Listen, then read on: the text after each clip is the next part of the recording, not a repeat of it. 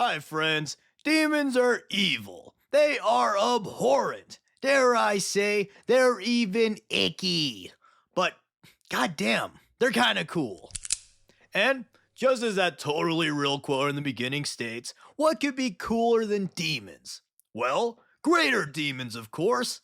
And I've already discussed the lesser demons, so be sure to watch that after this video. But today, we're talking about the big boy, poop your pants and go nutso crazy guys at Chaos, the greater demons.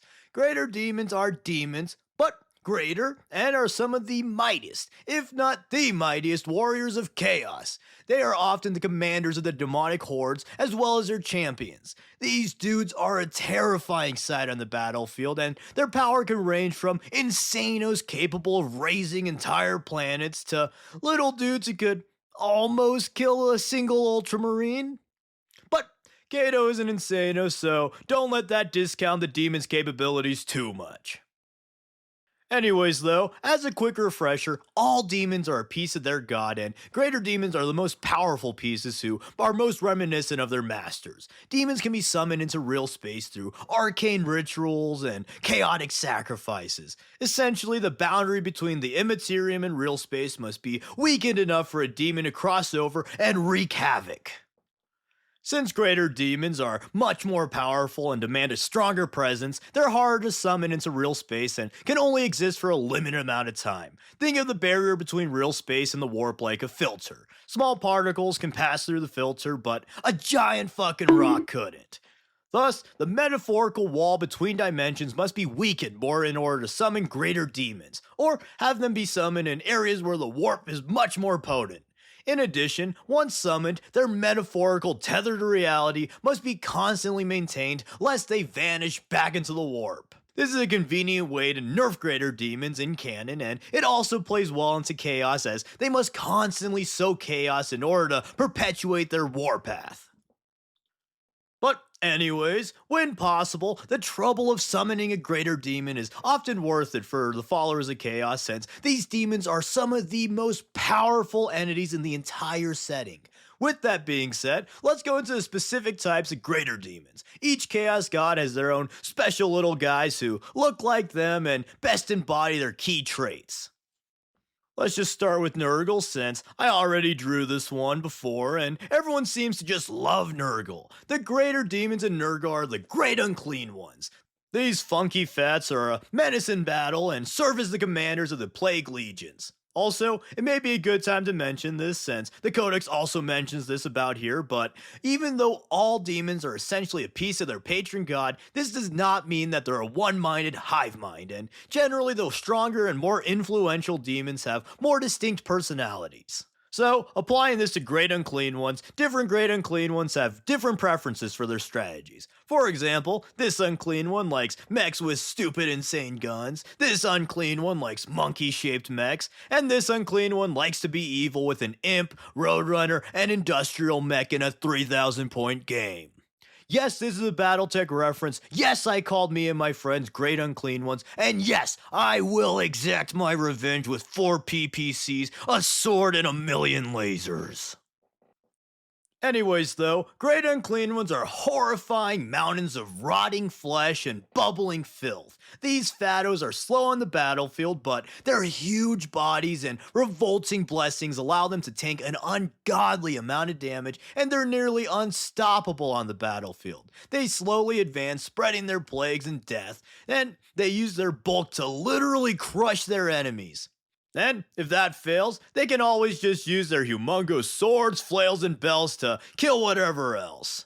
Great Unclean Ones are also quite interesting, as they figuratively and literally embody Nurgle's signature rot motif.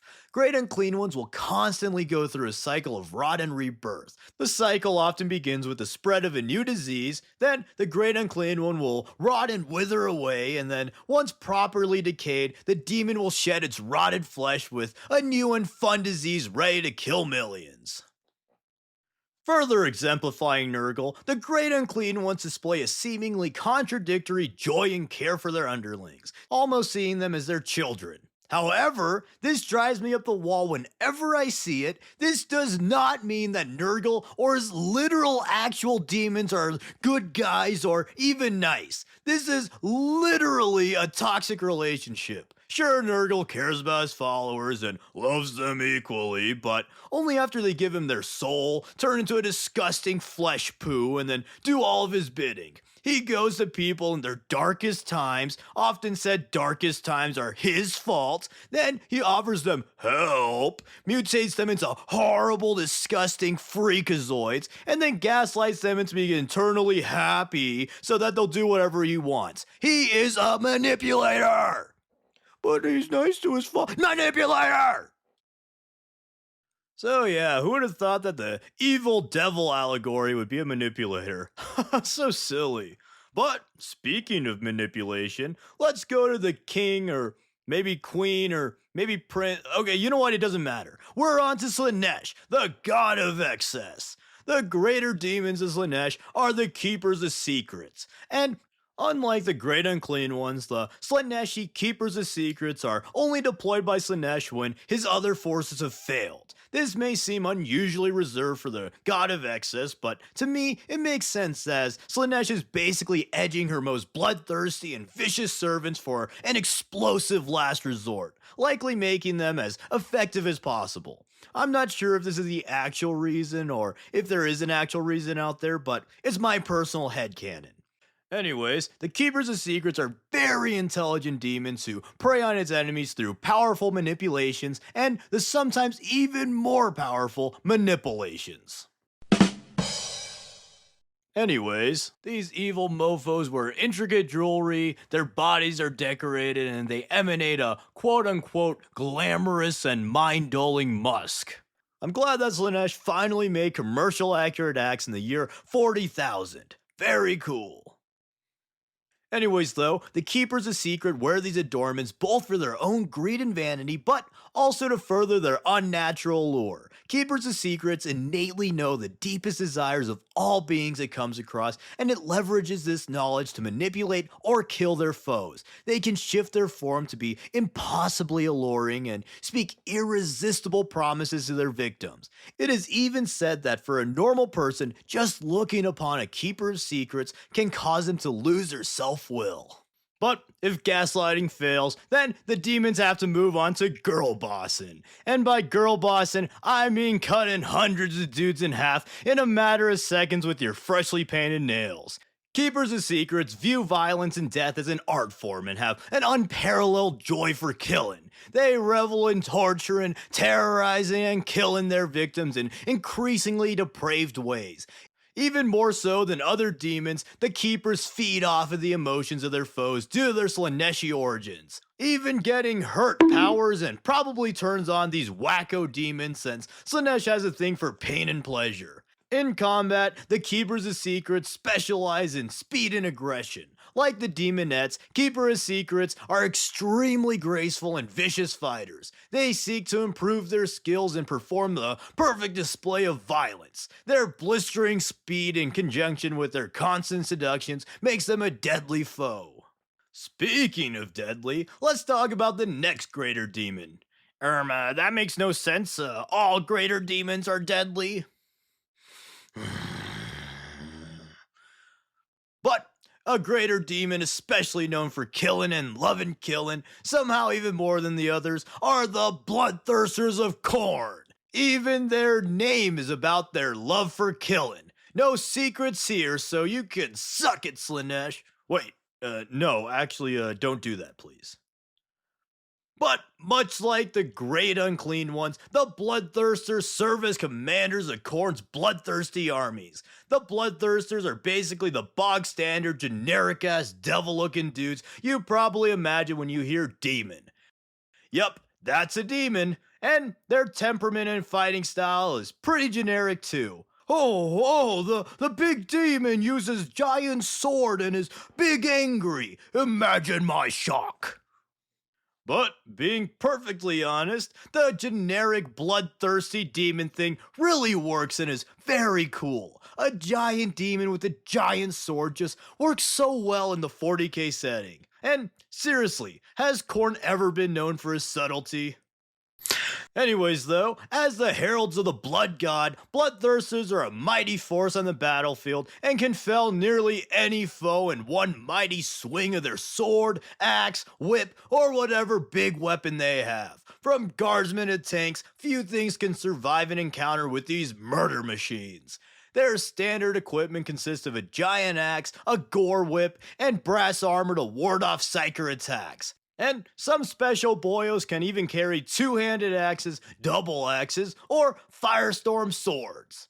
They also have sick-ass wings so they can look like stereotypical demons even better, and presumably it helps them to kill things faster. Speaking of wings, let's talk about my personal favorite greater demon, the Lords of Change. This final demon type are the Heralds of Tzeentch, and as such are riddles wrapped in enigma, wrapped in a vest, wrapped in a stolen Simpsons joke. These demons are big funny birdmen who are the silliest and smartest greater demons, who are also extremely silly powerful sorcerers. To even gaze at a Lord of Change induces madness as they're constantly shifting in shape and color. Their existence is incomprehensible to the mortal mind, and their eyes reflect their master's vast wisdom and chicanery. Lords of Change use Tzeentch's knowledge to plot and scheme, manipulating pivotal events of the galaxy.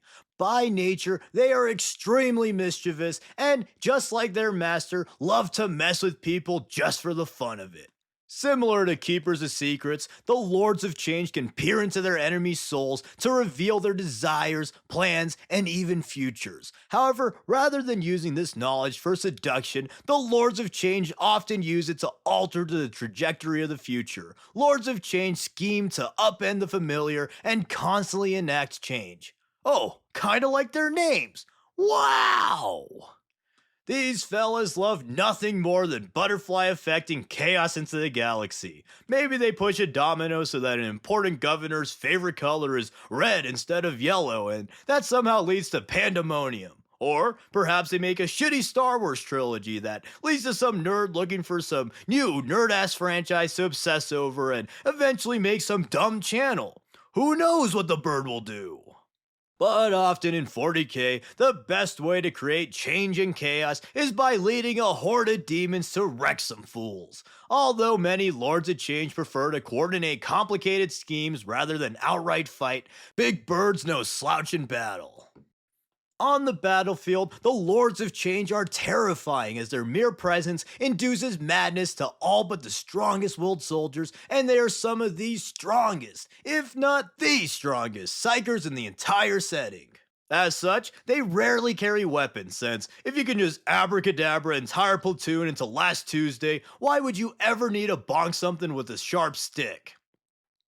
But with that, those are the 4 types of greater demons. I think the greater demons are some of the coolest, if not the coolest demon types, and are only maybe rivaled by demon princes. These fellas truly embody the core traits of their patron gods and perfectly serve as a literal expression of them. Plus, the generals of your army being humongous, unstoppable beasts is undeniably cool. Lords of Change and Bloodthirsters are probably my favorites, but honestly, I really like all 4 of them. The Keepers of Secrets are conceptually very interesting, and I feel that the Great Unclean One most wholly captures the essence of their god. But let me know what your favorite greater demon is, and while you're at it, let me know what the best chaos god is. I assume most will like the greater demon that corresponds with their favorite god, but I'm still curious to see. And I'll cover the name greater demons in the future, so stay tuned for that. Thank you for watching, and big thanks to the patrons who help keep the channel running. I truly appreciate it. And as always, please like, comment, subscribe, and consider sharing to all your greater demonic buddies. Thanks. Also, I'm very proud of this, so everyone please look at my shark and clap for me. Thanks.